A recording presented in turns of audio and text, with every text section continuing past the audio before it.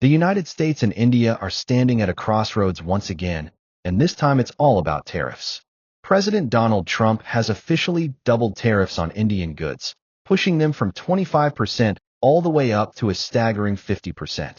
And let's be clear, this isn't just a small adjustment on a few niche products. This hits major industries like apparel, textiles, furniture, machinery, gems, and jewelry. If you think about it, those are some of India's biggest exports to the US. That means both economies are going to feel this ripple effect, and fast. Before we dive deeper, welcome back to Touriscope Buzz, your space for stories that cut through the noise and get right to what matters. If you're finding this kind of global trade breakdown valuable, don't forget to hit that subscribe button and turn on notifications, so you never miss a story that could reshape our world economy in real time.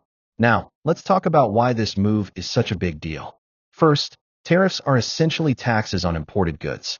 When tariffs jump to 50%, the price of Indian products in the US automatically shoots up. American businesses that rely on Indian imports, like retailers selling affordable clothes or jewelers sourcing diamonds and gold from India, will suddenly face higher costs. And those costs, they usually get passed down to consumers. So yes, the everyday American shopper is likely to notice. A shirt that used to cost $30 might now go for $40 or more. Multiply that effect across thousands of products, and you've got a serious hit on wallets.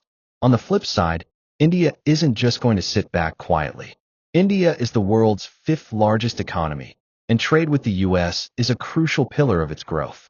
Indian leaders will see this move as hostile, especially since pharmaceuticals and semiconductors, the two categories exempt from the tariff hikes, make it pretty clear where America's priorities are.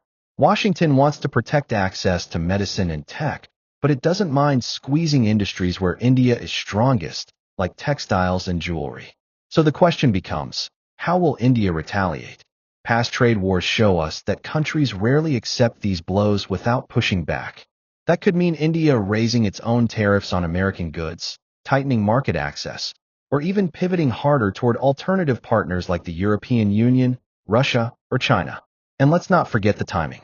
Global trade has already been fragile, with supply chains recovering unevenly after years of pandemic disruption and regional conflicts affecting shipping routes. Slapping a 50% tariff on one of America's key trade partners adds more uncertainty. For multinational corporations, this is a nightmare. For politicians, it's an opportunity to frame themselves as tough defenders of national interests. For everyday people, it's higher prices and fewer choices. Supporters of the tariff hike argue that it's about fairness.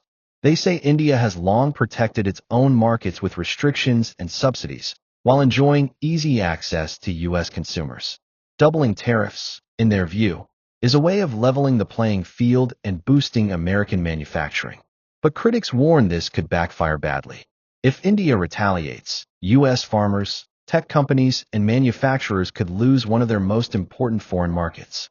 Imagine American soybeans or machinery suddenly facing tariffs in India. That would hurt rural communities and factories here at home. The other layer to this story is geopolitics.